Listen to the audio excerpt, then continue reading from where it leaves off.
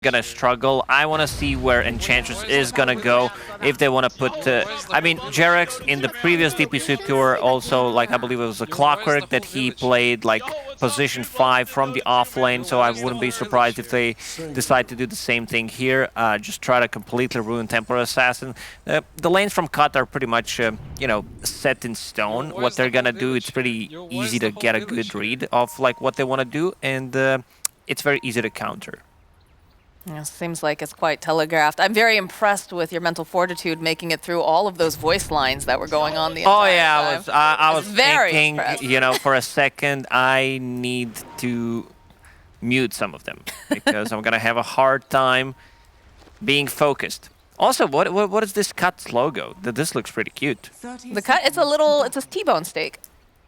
Nice. It's a cut of meat. All right, I'm gonna call it right away. If the Cut wins DPC in North America, I'm getting this tattoo. You're gonna get the cut. I'm gonna get the Cut tattoo. Oh, baby, that is some high stakes right there. Good pun, Moxie. But they are on the hunt and they found themselves Nightfall, so they're gonna push back, force them to use some of that regen and get themselves some runes right off the bat.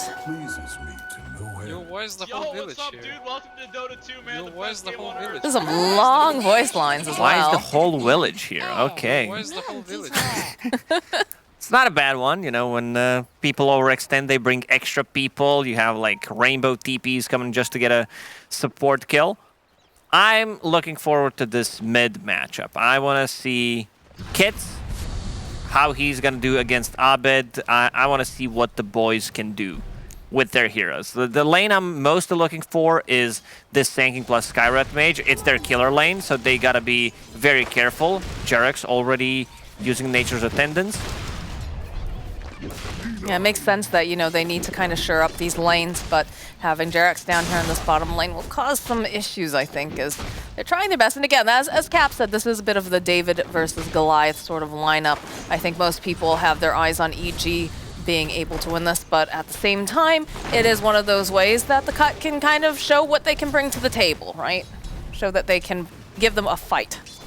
Yeah, most definitely. I mean, they picked, I believe, heroes that are very easy to play. You can't really miss a lot of things with their heroes. Like their whole lineup is not complicated. It's very easy to play, and I just want to see how they're gonna play it. So far, the bottom lane has been played very nicely by EG. They push out the waves. They got level 2 faster. That's what you want to do against the Sanking. You want to push him out of the lane as soon as possible. And he's using aggressive stun. There's the enchant. He's in a lot of trouble. He's actually dead. He's the first blood material. He was really hoping that he could make this play over here on Arteezy, but just not quite has those numbers. Tree does get tossed out, doesn't connect. I'm curious, do you know what the ranking is here in the middle lane between Kits and Albed? Do we know what the matchup is here? I'm not familiar with the rankings. I mean, I can try to check, see how that's gonna go, and maybe we get a better understanding. But if we look at the numbers, yeah, I mean it's tough. But he is playing the lane well, 7 and 5 against 4 and 3. He is playing Storm into melee hero, so he has a bit of an upper hand. Overloam top lane looks like forced out the Fairy Fire. The aggression is on coming out from EG, but is still just fine.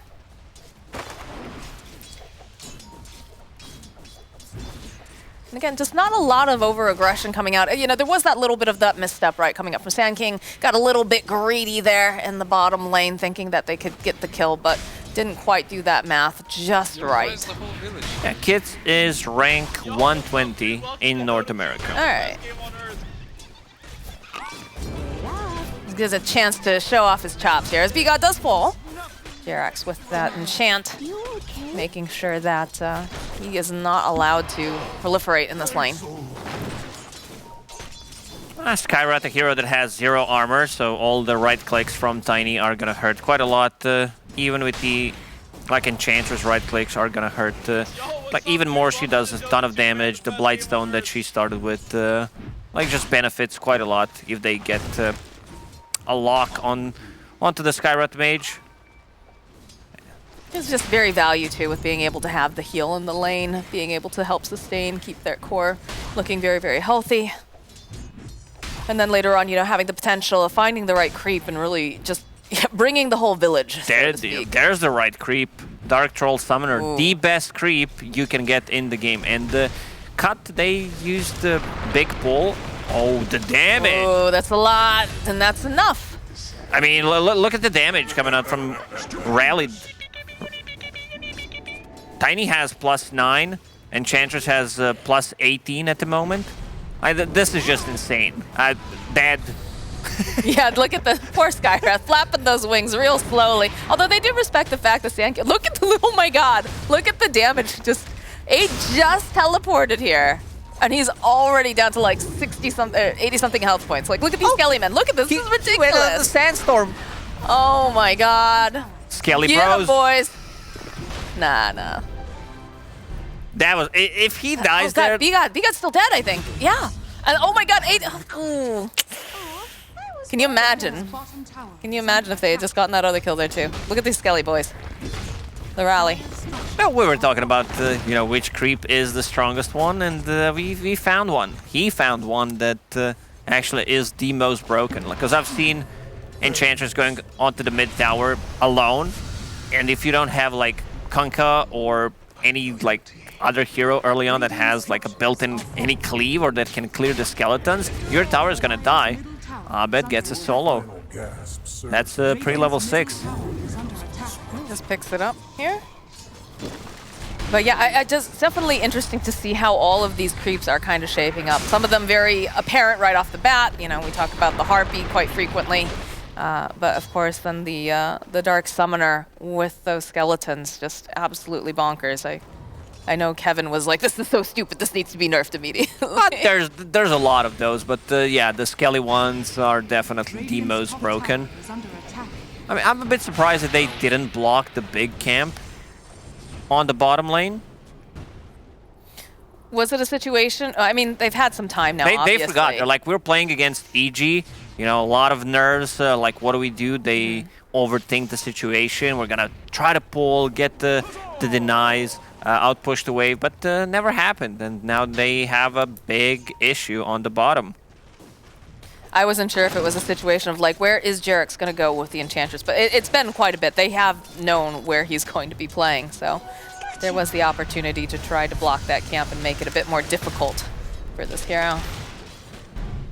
Got a Centaur creeping up on the backside here. Going around by the tower. It was fairly quiet. Again, we talked about mid lane. Kits did get solo killed by Abed. And there's the Centaur, bottom lane. Yeah. He actually used silence on a Centaur.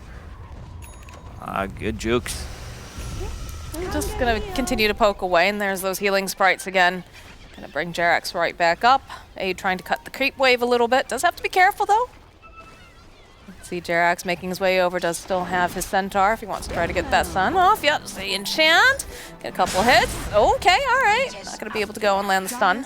Jarex is just playing like a god on this bottom lane. He's 3-0-1, completely zoning both of the heroes and giving free farm to Tiny. I like this a lot. I've been, you know, seeing a lot of Tinies get Bracer instead of Raid Band. Like, Raid Band gives you exactly what you need early on. Much better than a Bracer. Yeah, Bracer's gonna give you a little bit of extra region.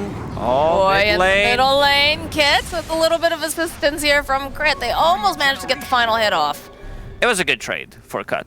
Now, they used some resources. Abed running low on mana, and Storm Spirit managed to get the region out. Didn't die, and now they can start playing a bit more aggressive. Didn't talk about the Templar Assassin. She's on top of the net worth, doing pretty well. We swapped the net worth, still on top of the net worth. This is looking good here in the middle lane, but Jarex is here, and they do have the step forward. Kit's gonna just zip on past and go and drop the Remnant, trying to grab it. They still just haven't managed to get the kill on Abed. Zip forward. Oh, what a play. Abed getting that last seconds. He's gonna bottle, protect himself from that hit from the Skywrath. This could have been a disaster if Kids decided to go for that play a bit earlier. He TP'd to a mid tower, and because he understood the rune is bottom. And now he has an issue. You know, sometimes being too smart is not good. Now he has no mana whatsoever. Well, luckily he picked up the haste rune, so he's going to make haste back to Yeah, I think fountain, Sky is so. gonna TP and refill his bottle, because tanking doesn't need too much help. Seems like he's gonna die when people show up, so no point in helping him there. Yeah, that's He true. has no mana, no HP whatsoever. Jerax bringing the Pinecone boys over, sees Overloam. Gonna start chasing him down slowly, allow Crit to take that Nightmare off, gets the lift off, toss it back, does have the Brain Sap. That eventually, oh, it's still gonna be Crit who gets the final hit. I thought Abed was gonna snipe that. Dire's top tower is under attack. That creep model is too big. And this is why I said, you know, they don't need to help tanking, because he is gonna die. Is dead. Okay, a little bit of pressure being placed over on the Enchantress, and they'll punish him for going They too got far. it. They got the first kill. That's what they need. They're on the board. Bane TPing over, gets that bottle freshened up for Kits. Dire's bottom tower is under attack. So what's the play here for the side of the cut? Is it just to, obviously you don't want to go over near Nightfall, right? This is just the classic Tide. You don't want to have to deal with them early. That pressure is a bit much. But do they try to, you know, pair up and make some plays here, try to get some pickoffs? Or is it just going to be up to like the supports to try to find things? Because the supports are still not hit set. Yeah, both of them are level 5 right now, so they definitely need to play with the Storm Spirit, especially because Storm just bottled Arcane Rune. But they also need to defend the mid tower. A lot of slows. Tidehunter has Hood coming up to him, and the Ravage available, but this tower should be pretty dead. How do you get Playing with into the siege this? creep. I don't think they can lock down Nightfall without him getting Ravage. And I there we mean, go. that's exactly what just happened. They made the play and 5-man Ravage. whew. They do get the denial on the tower, at the very least. But yeah, that was a little bit ambitious, I think, going in on Olaf EG as Overloam. We'll walk near Jerax. And that's fine. This is what EG does. Like, they are very good at splitting the map and getting the farm on all 3 cores. And there's Templar Assassin on top of the network. No surprise there, considering the toolkit that the hero has. And then Radiant's 3 middle cores tower is from under EG. attack. I mean, on the bright side, they're not. I mean, I say this as I see, you know, the Dark Summoner with these Skelly men. They do manage to take, you know, that mid tower, but they still do have 2 towers, one on top, one on bottom, hanging out here for the cut. So, not losing too much control of the area just yet, but definitely need to find some solutions. And they've got a Cardi Wave down in the bottom, so they'll put some pressure down. Hopefully, evening out a little bit of this equilibrium. Yeah, EG is definitely not going to defend this one. Top lane, they have no reveal whatsoever. No one has a Dust or a Sentry. Oh, but they do Yeah, there is one. manage Never to do mind. that. Never mind. Burrow Strike, he starts channel, thought about it, but Dire's structures of course are Crit's stealing that Sandstorm himself. Dire's top tower. So is top under tower attack. will fall. They got the bottom tower in the meanwhile, so they get a little bit of a mirroring trade. Do end up losing the Sand King, unfortunately, for the side of the cut, but trying to make the best out of kind of a tight situation Radiant currently. structures are fortified. Templar Assassin still getting a lot of farm. Dragonlance done. Just the Mithril Hammer away from full Deso, starting to put some pressure on a mid tower. Gonna make the play, the jump over onto Nightfall, and they'll be able to clean up. They should be able to take this tower, so a nice play here for the cut. It's a high keep by Radiant's middle tower has fallen. Bit of So- burn with the, you know, with the new voice lines. Oddly They appropriate. made it specifically for this situation. The real question is, do they make it specifically for that player? Yeah, I don't know. Dire's And there top was tower is under attack. you know, a question whether he's gonna play with the team or not after being missing from action. Couple of serious in the previous tour. Now my question is, right, so the Templar Assassin, she's getting what she needs, sitting at the top of the net worth, and she's getting closer and closer to that Deso. Is that going to be enough, though? Because the rest of the team kind of sliding pretty far behind the cores of EG right now. Yeah, I mean, they need to use the heroes that they're strong with and that's going to be Sanking with the Blink Dagger, Templar Assassin with Deso. So take a good fight near the Roshan and try to transition that into first Aegis. Bane getting caught. I mean, if you're going to lose someone on the team, it's going to be your support. I think that's the best that you can hope for, right? Ah, for sure. I like the little speed creep chasing after Abed there. Radiant's It's still bottom speed, tower right? is under attack. Yeah, it is. Yeah, It is. okay. I remember, like, This everything is got reworked, the so. most badass creep in Dota. I think the model needs to be bigger, but Like yeah. pinecone size? Maybe a bit smaller. But look at this, holding a chalice. He's got his little whip. That chains, too, you know? He's blinging Looks out. gangster, yeah. The OG creep here. Because I remember video when you could take multiple creeps with the Helm of the Dominator, and he was the one like leading the way. I'm not sure what the video is called, but if people know what I'm talking about, because they were like keeping the creeps. Everyone in the team went for Helm of the Dom, and then like they went for like all-in push with the catapults. They had like, I don't know, 50 plus creeps, and they just went to the mid lane and just ended the game. It was pretty funny to watch. And this was the guy, like this was their ugly leader. Man, Dota, what a game. What a game we could do that. Yeah, I just see him just running past everybody over here. Scourge cleaning up the creep wave, playing near Bane, trying to have some sort of insurance policy if they make the jump. But EG taking up residency over on the dire jungle over there. So a lot of mirroring coming through, but they want to control that Roche. That's a big deal.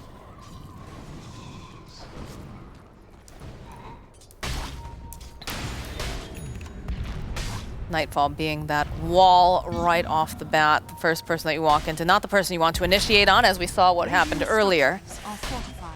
And I like the way that EJ is playing this, because they're playing tightly together, they're making sure that they can't get picked off. They're playing around the Tidehunter. They know that they don't have like this one hero that can deal with Tidehunter, so like even with just Hood, he's perfectly fine, which means that Ravage is gonna go off. I feel like the cut Radiant's needs bottom to tower is under attack. go and try to take a fight. Like their pick-off potential is also very strong, especially with the Blink Dagger on Sanking, plus the Storm Spirit Storm. Not going for Silence this time around. I guess he thinks, you know, it's not needed. We have Skyrot Mage, we have enough control, so I'm just gonna get Kaya Radiant's instead. bottom tower is under We'll attack. see what he gets next. Might actually need to be forced to get like even a BKB, unless they like win a fight and then he can get Kaya Sanj. So it's just gonna be a trade tier 2 for tier 2. Take the outpost. Dire's top tower has fallen. Feels like they're avoidant of each other completely right now, right? Like you said, they don't have someone who can deal with the Tidehunter, and EG realizing this, they're He's just just going gonna to start hitting on the tier 3 tower. He has Shard that he bought 15 minutes in and has a ton of damage. Half of the tower gone. Perfectly balanced. Look at this hero. I actually have no clue, because Tiny was super popular during TI, especially with the Lycan. Oh, yeah. I'm not sure if we needed to give Tiny any buffs, but here we are. Okay. I don't think that is the person that you want to go on over here. But Kit's doing a little bit of scouting. Let's have Overloam nearby. And walk into the Roche pit. You have that trap. They do realize they're over there. The question is, can they make something happen? As there is a little bit of a fight breaking out. They have the Deso. Nice Burrow Strike coming out, but there it is. There's the Ravage over onto multiples. It's not looking at Begod's going to be the first one to fall. And they'll put out the damage. They'll take down all of it. They'll take down Kits. As the hunt is on Scourge with a big meld strike. Wants to finish off. And Luke just keeps zipping around. Oh, can they get crit? Oh, there it is. At the last click. They will be able to finally get it. Nice Burrow Strike coming through again. They'll turn their attention over to RTZ. This is a good fight for Cut. Yeah, they're just chasing after them. The good Nightmare holding into place over onto the Tiny. Scourge trying to make his way over. Just have to be a bit careful. Nicely done. Can they take down Tiny? Yes, they can. That's going to go over to Overloam. Aid looking for this opening. Chasing after the Tidehunter. Jerax has already made his way up to the high ground. Yeah, Crit was like, oh shit, where do I go? Left, right, there's Templar Assassin who almost one-shot me, and then he's trying to zip and not be inside the Sandstorm. And let's see if they can get Roche. Tiny's gonna be dead for 25 seconds. I don't think they have enough. I think they need to be able to reset. Oh, look at the taunt off over here on Scourge. Again, another Nightmare coming out. They're waiting patiently for that Meld Strike. It's a couple of these hits. Try to clean up on the Pinecone Warrior.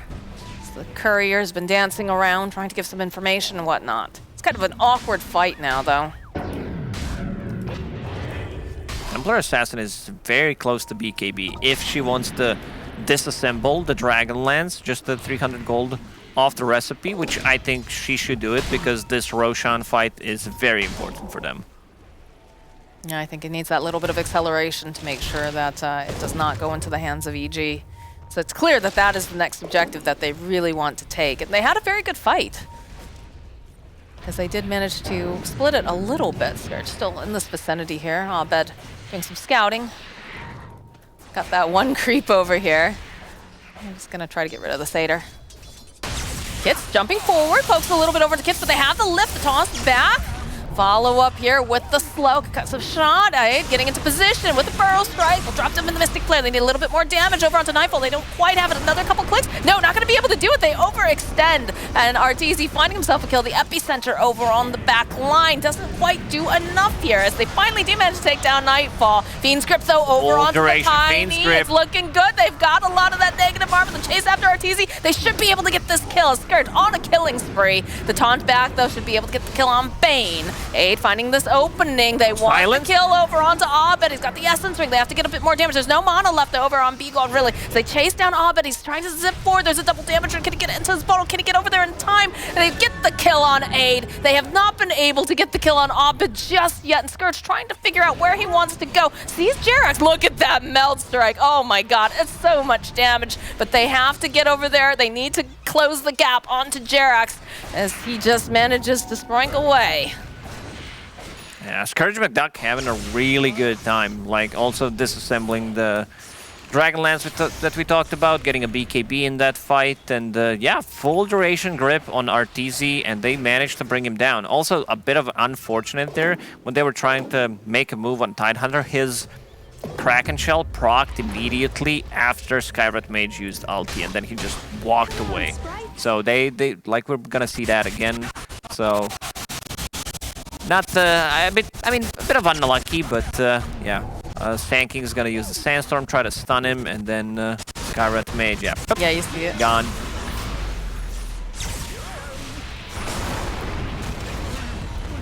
And they smoked up over on the side of EG, and we have a smoke on the cut as well. They keep going for this Roche. It's just proving to be very difficult for them to get that head. Oh, the lift up over onto Scourge. Step 4, BKB coming out from Scourge, though, again, after Abed following up with a nice Burrow Strike. There it is, there's the Ravage. It's still not going to be enough. They take down Aid, and there's no BKB left over here on Scourge. Has to be careful as Jerax and Nightfall holding him into place over the back lines. Abed, again, trying to escape death, trying very hard, drops that Remnant. Can they pop him? Can they get the final hit off the drag back with the Vortex? Yes, they'll be able to do that, but they do manage to take down Scourge McDuck, but that Fiend's Grip, again, with the Mystic Flare, doing enough damage to take down RTZ. Overlord will pay for this kit, trying to get out of here. That last impetus, though, is going to be able to land right smack on the nose. V-God wants the kill on the Rubik, and he'll find it. It's a triple kill, though, for Nightfall. That was a good Ravage there from Nightfall, going in and deleting the Sand King straight away after he used the Burrow Strike. Templar Assassin, a bit premature BKB, but I guess you need to be worried. Like if Void Spirit gets the jump, gets the initiation on you, gets the Remnant pull, and then like Tiny gets on top, even like tied with a Blink Dagger Ravage could you know, cause a lot of issues. But there is a little bit of save with the Nightmare, so I don't think he needs to be like that quick on that BKB. We've seen in the previous, not the previous series, the Division 2 in Europe, where they just love to use BKB like immediately. Sometimes it's better to just stay patient. I understand there's a lot in the line considering like how this game is going, because Cut, you know, it's less than 1k gold lead for EG, even though they are 10 kills ahead. Yeah, there's a lot of pressure, definitely, and that's one thing that you do notice. Either, oh, hold on that 1 second, Mystic Flare getting used. All right, they're gonna wipe Jerax off this side of the map. But I was about to say, you know, that is something, it's the mark of a slightly newer, less experienced team, right? Either they don't use the BKBs, they wait way too long, or they might use it just a little bit too early just because they're panicking. They think, oh my god, you know, I better hit it now, just in case. But I would say, you know, the cut. Yeah, the casters are gonna flame me, but it's better that I use it right now instead of saying passive PKB, you know. I let you guys do that. The analysts get to. Yeah. Rubik stealing the traps, gonna provide him some vision. Big boy Philly, also found by EG. Crit is gonna take that one.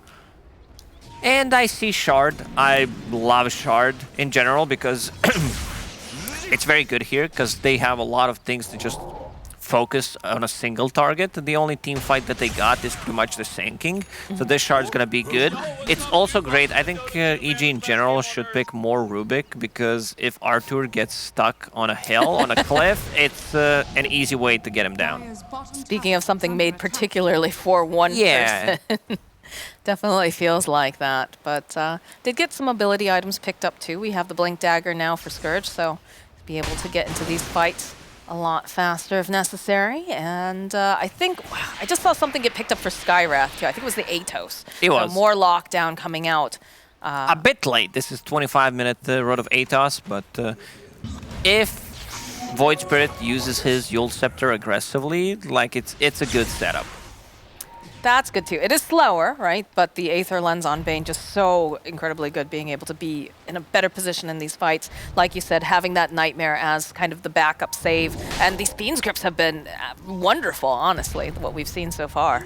Yeah, he's been really on point with the Fiend Scripts and gonna be even better now with the Ether Lens. Bane just feels like a different hero once he gets to that item, and it's I'd say pretty early considering how this game was going. Like they took some towers, so this is where the extra gold is coming from, and he doesn't have many deaths. 4 deaths, has been involved in 7 kills. This is the big item for EG. It's time to smoke. Being able to control the backlines, silence the Bane, because they lack control. Like if you use Grip on Tiny, like they have very limited amount of spells that they can use to stop the creep. Yep, so there it is, followed up with the Big Ravage. They'll Ravage. take down Overloam, they'll take down 8, and they go and they knock over towards Scourge. Kits, though, jumping around. Is disarmed over here on the TI, does pop that BKB. They'll turn it around, it's not looking good for Kits, but he's able to sidestep, and that's a big Mystic Flare. They need a little bit more damage. They'll be able to take down Arteezy. Scourge Protect, though, not looking healthy. He's going to be the next one who falls, and B-God, he gets the spells off, but doesn't have that HP to survive the assault. Dire's middle tower is under attack. This is why Rubik is one of the better heroes against Sanking. Stealing the Burrow Strike historically has always been good and probably always gonna be. Arthur keeps dying quite a lot. Like they don't have anything to save him with, but the one who's been on point with his initiation is Nightfall. Like he's been hitting multiple man Ravages, and I think 2 fights ago he just used Ravage on one hero and forced Templar Assassins to use a BKB, but he understands like Templar Assassin can't really go on him after that, and if she uses BKB, they can deal with her later. Radiant's top tower is under This Roshan, they try to kill the big one for a very long time. It's like the Roshan journals, right? Day 4, we've been at war for so long. We still have not managed to get into the pit successfully. That bottom wave is super pushed out, actually. I just realized that looking at the bottom. So do end up having the Tiny go and deal with it. And they still have not managed to commit to this Rosh. Feels pretty ridiculous in some ways. Because they need Arteezy to be able to deal the damage, and so far he died 4 times, which is not something you usually see. But this time around, as we said, like there's no saves, and also playing Tiny finally has his BKB. Disassembled the Echo Saber. Yeah, a couple BKBs getting picked up here.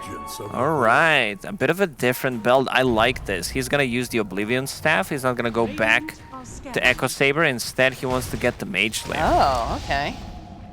Dire's bottom tower is That's under gonna give him attack. some magic resistance, because most of the damage that he receives is magical. Yeah, it feels like the Bane and the Skywrath Mage have actually just been, for lack of a better word, the bane of his existence. Pretty during a lot much, of yeah. this. And I mean, still, you still have to worry about the Fiend's Grip, right? Because you've got the Is under attack. magic piercing ability of that. But you're not going to have to be worried so much about Mystic Flare and anything else that they have. It's going to be up to the TA to really, put that damage down. A little bit of a zip forward here, but it's a little bit like a bait, but he's got that BKB. Crit taking a decent amount of damage. Mystic Flare, oh, it's just enough of the zip forward again. Just poking around, just seeing what they can find. No mana left, though, over here on Kits. Have to be careful, Nightfall. Blinking forward, seeing if he can grab any of the stragglers. Do have Arteezy nearby. Gets that avalanche, the toss up into the air, and they'll clean up on B-God. They want to just get rid of this Enchantress creep, too. You have to be careful. They have the vision over here on the side. They'll go and they'll take down using that sentry. Nightfall creeping forward. He is the big boy they have to worry about. That's one of the issues that CUD has. They cannot deal with the Tidehunter. They don't have like any break mechanics whatsoever. They cannot like silence him.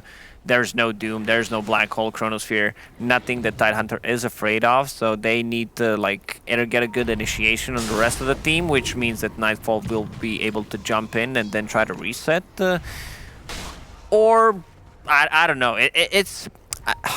I always feel whenever there's a Tidehunter, you need to have something, because we've seen that they've been really struggling how they like approach this problem, the big green problem that they got. They've got an Ag Scepter picked up now for Tidehunter as well. Are scanning. You can see EG making a sweep through the jungle. Pop traps are going to get popped. There's a little bit of a smoke coming out from side the cut too. They know exactly where they are at this point. So you can see they're trying to dance around this. There it is. There's that gush coming off of Nightfall.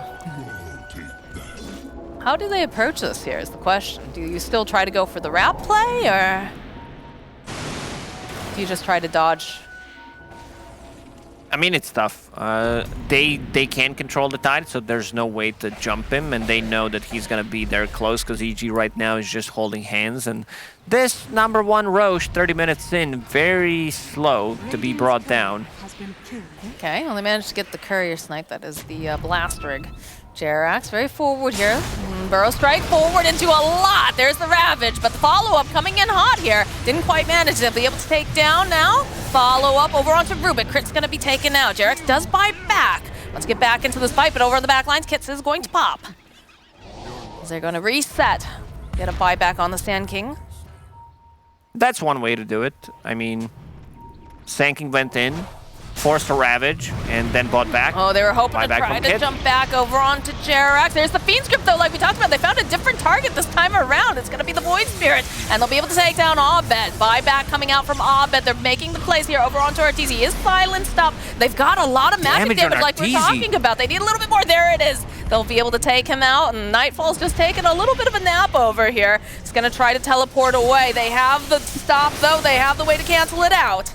And they'll rip apart Nightfall, and perhaps someone finally going to be able to go into this Roche pit. I'm getting the flashbacks from the previous tour. The way EG started the season, you know, it wasn't good, and it was rough. It was rough, and this game, you know, they did the right thing. They baited with the Sand King, even though he kind of ruined his own game after buyback, then dying again. Let's see what Crit can do. Let's see if he can get in and jump. He's in a good position. With Etherlands, he's going to be able to jump in. Abed trying to get some information.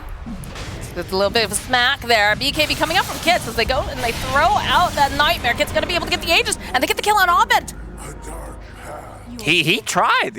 Yeah, I mean, yeah, he definitely tried. He failed. He tried, he failed. There was a Nightmare, and he popped the BKB, which I think is the correct choice, considering that BKB is down to 6 seconds. And now we have a game. My goodness. Everyone was pretty much expecting, you know, Division 2 team playing against the Evil Geniuses, quick duo, easy in and out. I mean, in the end, it might be 2-0. It might be easy in and out for one of these teams that look like the cut. They have the upper hand with this Aegis right now. You have the best Aegis carrier in the game. They committed with a lot of buybacks, but this Templar Assassin has double damage in bottle. A bit low on mana, though. I think they do have to be a bit careful, and especially with that gush coming forward here from Nightfall, makes things a bit more tricky. Especially, you know, there's still a tier 1 top. You might as well go clean that up right now because it feels a bit difficult, and Arteezy is in the top area here. I don't think they have any eyes on him, so they're just going to farm their way through, and they're playing it a bit safe. But I don't think anyone can really blame them. Radiant's top tower is is under attack. No, maybe you can, I mean. Radiant's top tower. There's always a way to blame someone. It is Dota after all. It is. I mean, if you can't blame anyone other than yourself, why are you even playing Dota? Nice recovery there. Radiant's top tower. But is under RTZ doing the best that he can here, trying to just cut off some of these waves. Just going to teleport out. Scarlet Mage is causing a lot of issues with the Ancient Seal, because ton of magical damage. He might even use like 2 ultis in a fight. Now it's 18 seconds cooldown. Level 3. He got so many levels out of that fight. Dire's bottom tower has fallen. Just funny because usually this hero, you know, will start to struggle towards later portions of the games, but he's definitely, I don't want to say snowballed necessarily, but been effective during this earlier part. They do have a sentry like right there in front of the tower, and they'll have to deward that. As a completed Silver Edge, of course, on RTZ. He's going to meet up with Crit over here on the side. Reveal himself on some of the illusions. They ping it out immediately. They get the jump, and they follow up. There's just 2 split fights completely as they try to get to jump over onto Abed. And over here on the side, 8 is going to fall. A little bit too far forward from the rest of the team. Kits is forced to go and zip forward. They get the disarm off over onto Scourge. This is when I get worried, you know. They know that they're ahead. They know that they can win this game, but you know, decision-making from a team that doesn't have that much experience, and them feeling they're playing against EG, so they might crumble, you know, in the end. They also gave Rubik Burrow Strike, so that's a pretty big one. If he can get like at least 2 Burrow Strikes in a fight, I'd say EG wins a fight. Because Rubik puts himself in a bad spot. He goes in with the Burrow Strike and then most of the time dies if there's no follow-up, but there is also Ravage that can follow it up. Yo, why is the whole village here? Nightfall's pretty farmed. Nightfall has Heaven's Halberd, which cripples Temporal Assassin, so she needs to be very careful how she joins a fight. Most of the time we'll need to pop a BKB immediately, otherwise... otherwise that happens, for sure. The stun holding into place, gets no jumping forward here. Oh, they just blow up Crit immediately with those BKBs and go right back in again. Kit's sitting a little bit low, though, does have to be careful. BKB got popped over on RTZ. And that's a pretty effective hit strike squad right now. Still have the Aegis online, you get the buyback out from the Rubik. Templar Assassin, she's tanky. I mean, that's a full Bloodthorn, which means that you have a 20% magic resistance on top of that, which is a new build from the previous patch, because it's made from the Mage Slayer. And having refractions on is pretty big before you're getting jumped. Also getting closer to level 25, the extra 7 refraction instances, that's going to be big. That is indeed. TZ walking right over that sentry ward over here on the side, but it's about to expire. It's going to continue to clear out through some of these camps. Do have the Aeon Disc, I think, that got picked up for Sand King, available for this next fight, so be a little bit more survivable. He did very much get burst down. He's also not taking any chances. Gonna assemble it straight away. Usually you don't want to do that, but it's better to be safe than sorry. Well, you saw how fast he got evaporated earlier. But again, he was just a little bit too far forward from the rest of his team. There was 2 split fights going on, so things perhaps would have gone a bit differently if they had communicated a bit more on which way they were headed. But smoke play coming out now from the cut. They are on the prowl, looking for a pick-off before they move forward here. The big item for EG is going to be this Refresher Untied. He's just a recipe away. Being able to get 2 Ravages, like 1 to initiate on the supports who don't have BKB, and then use 1 after the cores use the BKB. Jerax, he looks pretty dead, yeah. I think they were looking further up at Crit, but they just happened to walk into Jerax. They use the scan, and they're like, that's an easy target.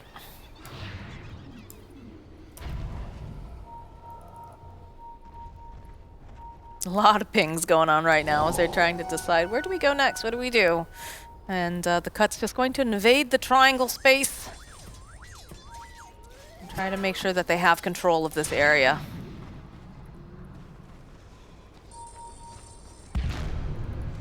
They're going to start moving their way across the river. Nightfall leading the charge. They do have a gem online as well. Trying to get some more of that information, trying to make sure they keep tabs on the TA, the Sand King, whoever is necessary. Yeah, they also want to get rid of the traps, which is a pretty big deal considering the Templar Assassin has the shard, so the silences are pretty annoying. Yeah, they're brutal.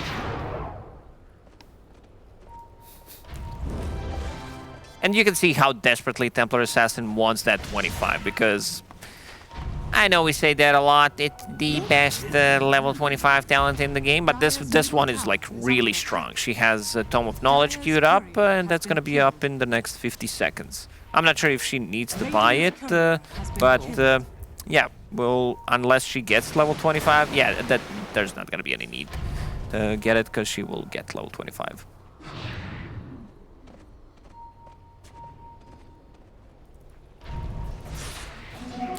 Trying to just keep control of this area as Evil Geniuses makes their way back over. They have the vision, they have the ward, the jump forward immediately, jumping onto the back lines, want to take down Crit. Not quite having enough, but there's the BKB. All right, they'll be able to take down Crit. They'll turn their attention now over to Abed with the Mystic Flare. He's just gonna get blown up. And they're hunting for anything else that they could possibly get, but they've already just vanished over on the side of EG. They do not want to have to take a fight without Abed or Crit there.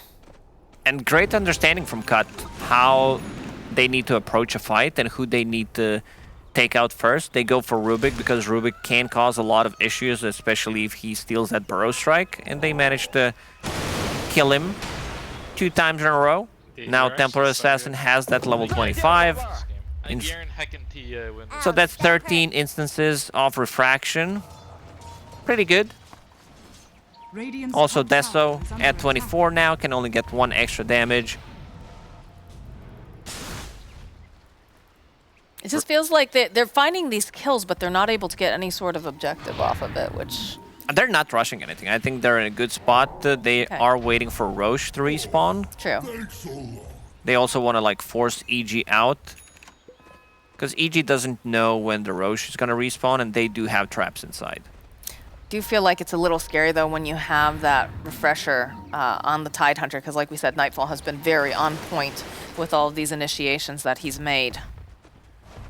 And they did give him enough time to pick it up. And the Roche Pit is a pretty nice area for a Tidehunter, generally, if he can sneak his way over there to get this disruption off and get it off before the BKBs get popped. Radiant's top tower is under attack. Looks like they go for a smoke play over on the side of EG. They're gonna walk into someone over here. Scourge, standing on the high ground. Gonna sit back a ways. And then they found themselves a Storm Spirit. And they're happy with that. Again, they do have a refresher over on the Tide. Jump for needs a buyback on Burrow Storm. Strike. Oh my word, there's gonna be the BKB coming up the Aeon just as well. So they go and they try to get that beat the taunt back. EG now on the run. Tidehunter still has 1 more Ravage, and Storm used the buyback, but is very low on mana. He used a lot of his He's mana gonna be careful to get a jump. because they He's find that still this on could be a dieback. It's like just deja vu all over again. He does have the BKB though this time. Not a lot of mana though. He's gonna be very, very careful. That Mystic Flare though does so much. Oh my goodness, they get the kill on... I'll bet they'll get the kill on 8. There's gonna be the buyback though coming out from 8. Crit to fall. Jarek's running for his life. Scourge, he wants this. He's chasing. He's got the silence. Do they have the damage though? Do they have anything to cancel it out? They do. Just turn back around, put out the hits, and that's a dead Jerax. Nightfall, the only one alive. This Roche belongs. That was so close, They want Moxie. it. Storm Spirit barely lived there, but you know, having that extra There armor it from is. Shiva's guard, and finally Roshan respawned. He was sitting on a ward, so I mean, I can't blame Nightfall for going for this kind of initiation. I mean, they used the Rubik's lift, but maybe it was not needed. So little mana, so little health, and he somehow survived that. It's just beautiful Burrow Strike too, like coming out. Oh my god. Yeah, Templar Assassin didn't do much because she was disarmed, and then when she blinks in, the cleanup starts. Whew. All right, well that's a Roche. They're thinking. Aegis? They were thinking like, who do we give this Aegis to? I would prefer if Storm picked it up, even though Templar Assassin deals the most damage. Storm used the buyback, so Templar Yeah. Assassin is gonna have one. Also, she's just getting like 3 levels. If she gets the level 30 melt hit bash, that's pretty insane as well, on top of the swift link that she has. Things are definitely getting interesting here.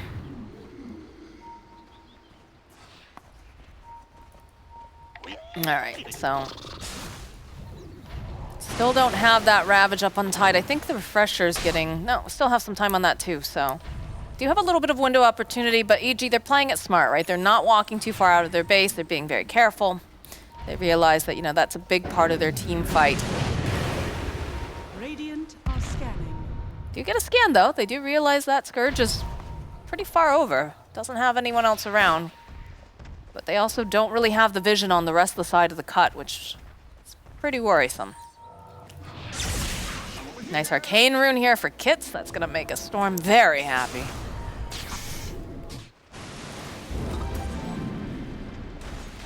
I'll send a creep out here to do a little bit of scouting here.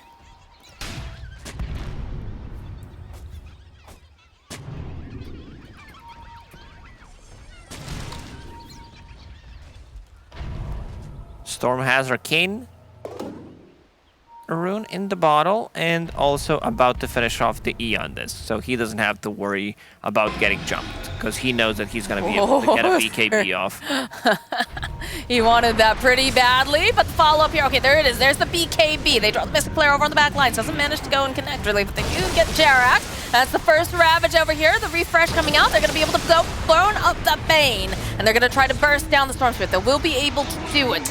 Buyback now from Bane Scourge. He does have the Aegis. He's going to be able to come back up again. A good Burrow Strike again coming out from Aid. There's Silence. They've got the Refraction up. Got the Disarm. Oh, good blink away with the Mystic Flare. It's looking so good. Can they finish off RT? Yes, they can. That's going to be the Aegis. It will pop, but they're coming back in with the numbers. Good Fiend's Grip coming out, holding on to Nightfall. And back away. The taunt over onto Scourge. Are looking for the opening.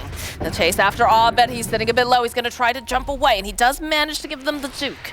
Oh, a bit of a misplay there from Bane. He should definitely use the Fiend's Grip on that Void Spirit, because Tidehunter did not have anything to stop the Fiend's Grip with. And yeah, Storm Spirit, a bit surprised. Like, he was so close to Eon Disc. All he needed to do was sell Null Talisman or sell his bottle, and he would have it, and finally got it. Like, it was just the courier usage. I think he was short 100 gold before the fight started.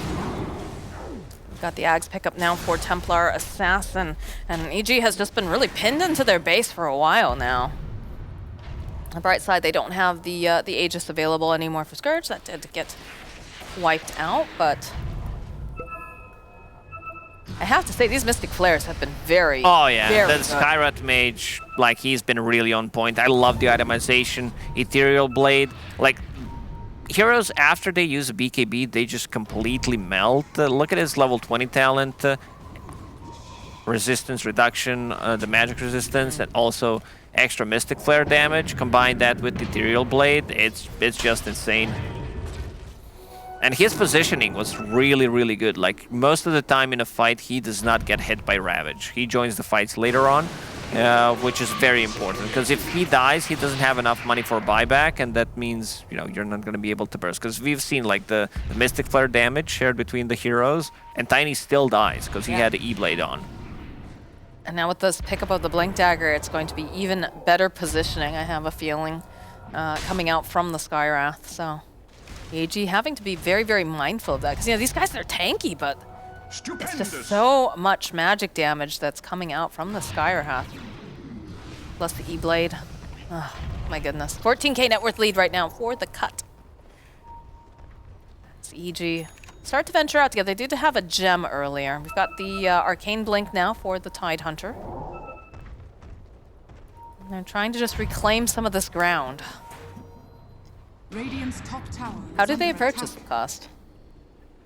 I mean, they can try to choke them out.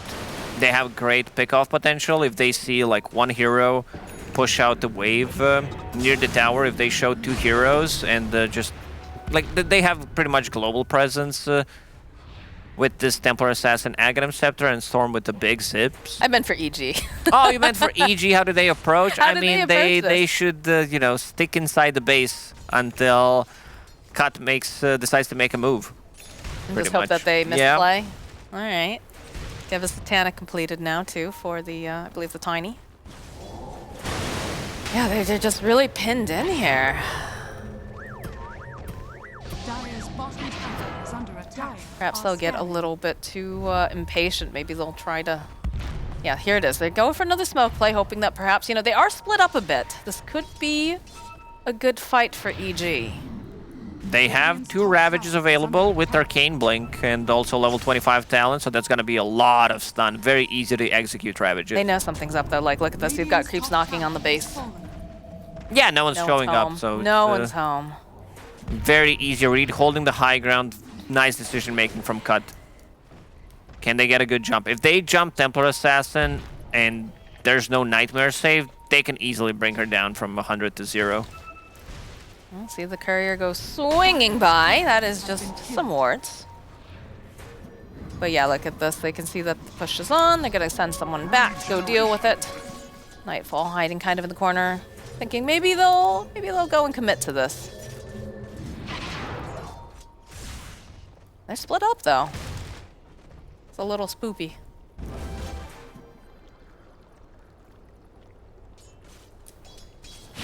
Bit of a scan. That burrow strike again over on Rubik. Anything you can do, Rubik can do better. Templar Assassin has 10,000 gold. Might be time to spend some of that. It's burning a hole in her pocket.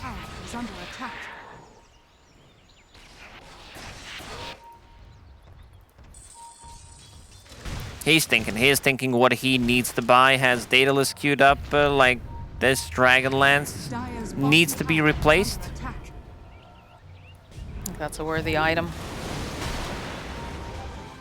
I mean, she can get Refresher after that because she already has a Shard and Aghanim Scepter, so Refresher to be able to have 2 BKBs and imagine Refraction with like 26 instances. Kit's getting Aeon tossed Disc up. got a proc. He's got the Aeon Disc though, so he's absolutely fine. Dragging back, and looks like they're gonna reset this opening. They went for the Ravage. I guess they went and connected over on Dave, but he has his own Aeon Disc, so he's absolutely fine. He's gonna go back in with the Epicenter crit over on the back lines. Gets wiped out of commission. As they'll hold on to this Nightfall here in place. Try to put a bit of damage out. Good silence though over here onto the Storm. Have the Ethereal Blade. That's another Ravage to toss into the air though. Good Fiend's Grip over here onto the Tiny, but the silence coming through here. As Scourge chases after them, they've got plenty of damage, and there's Mystic Flare over onto the back. Tiny's dead. Tiny is going to be just blown up as Nightfall left behind here. Does manage to get the kill over onto 8. That was a dieback, I believe, but they'll follow up over onto Abed. They'll chase after Nightfall. They want this kill. They have the Nightmare. They have the damage. They've got everything that they need. Buyback now over on Tiny. They have to go and deal with these creeps over here in the space area. Jerax trying his best. What a fight. Best is not enough. Like these two, the first Ravage was used and they didn't get anything other than the Aeon Disc from it. So that's a big one. Like that's the big issue that they got. And yeah, Storm Spirit, I think that he got a little bit surprised in that fight by the Simulate level 25 talent that actually stuns. And maybe he wanted to go back, but was very quick with the buyback. And now we have also Aghanim Scepter done on Bane. And these Fiend's Grips have been on point too. We've had Yeah. we had like maybe one where it was like, okay, maybe you know you should have focused someone else. But generally speaking, Overlord has been in good positioning. Same thing with the Skywrath Mage. So it is very scary having that. He's also getting closer to level 25 on Bane, so like duration on a Fiend's Grip, that's gonna be 11 seconds Fiend's Grip. Let's see what he's got. He's got Refresher Shard. Maybe they would want to have Aghanim Scepter instead. I think Ags on Storm Spirit is pretty good, just to be able to pull them together for great setup for Sanking Stun. Storm Spirit should definitely pick up the Aegis because yeah, Cheese goes over. Perfect. Because he bought back and they need to give it to him. And this is what we've seen. Bane, once he picks up the Aghanim Scepter with the Ether Lance and Telescope, they are giving him the Refresher Shard. So let's see those Fiend's Grips. It's a fairly wealthy Bane down here. There's a Tiny nearby, keeping tabs on Scourge. Crit's also here. Gonna try to punish this. And then pop the BKB immediately. Look at this. He doesn't want to be here anymore. He knows he's got to get out. Oh, if Templar Assassin was level 30 there, the melt hit bash would make a lot of difference. I think that might have been game-winning, because Tiny doesn't have buyback. And there it is. She decides to buy a basher for herself. She's had And enough. sells it. She's thinking. They have a very good return policy in the shop as long as you're within the... As long as you don't use it. Yes, exactly. Still holding on to that cheese, though. And there is a nullifier picked up for Abed. Seems necessary at this point. Not sure. You can't return the cheese. Like, you can't take a bite and that's say, like, I don't like the taste, you know? It's a gourmet food shop. You're not really allowed to bring those things back. Scourge with that double damage on the hunt. Looking for whatever they can find. Again, I just feel like this has been a game of dancing around in circles between each other, and the cut has found a lot of openings. This kit's gonna start approaching over here, probably get a couple little hits off over towards this high ground. Again, does have the Aegis. Let's backpack the A on disc. Couple hits here from Jerax. A little bit short there over from 8, followed up with a nice Ravage. They've got the nullifiers. They should be able to blow up Sand King. Disarmed over here on the Storm. They've got silence on him as well. Still have another Ravage available if they want to pop the refresher. Yeah, this nullifier changes things quite a bit, because now they can like lock onto the target and be able to kill him. Nightfall uses refresher immediately into the smoke. That's a gem that they left over on the deck too, back in the base. But yeah, they realize there's no Sand King unless he Sand wants King to try to does have buy back. buyback. Still feels a little risky, right? Because they still have cheese on TA. They still have an Aegis on the Storm. But I guess this is necessary, right? Because you don't want them knocking on the door. You won't want them, give them the time to set up. So Shivas gets popped. Jerax doing a little bit of scouting. Dire's middle tower is Again, under no one's attack. showing on the map, so the cut playing very carefully here. They do manage to go and find themselves the Storm. Toss up into the air, silence. Gonna just zip away, still holding on to that Aegis, still holding on to the BKB. And they'll find the kill on Jerax. Just happened to be on the wrong side of the jungle, the wrong spot. Kids doing a little bit of poking and prodding, has to be careful though. Again, still has that Aegis. Okay, the Aegis is going to pop. The rest of the team making their way over here. Nice Ravage coming out from Nightfalls. They're gonna put out some of that damage over Cheese onto is the available. TA, but Can they're he not get it gonna off? be able to do it in time. No! He's down. They'll buy back immediately over the back line, so they'll still be able to take down Crit. And the follow-up over here, Aeon Disc is going to proc over here onto Abed. They need to put some more damage on. Nice There's Fiend's the Grip. Fiend's There Grip. it is. It's beautiful. It's enough. They take down RTZ. They take down Nightfall. The cut, just slicing them up into pieces. They don't manage to get Abed at the end of the day, but they'll have to settle for Jerax. Oh man, be godlike pretty much, the way he's playing in this game, like top tier stuff coming up from the Skyrot Mage. Overlom also used the refresher as well on top of that. The instant buyback coming up from the Templar Assassin with the Psionic projection. She TPs and... They GG. Yeah, they call it. GG. I mean... Oh my god, really?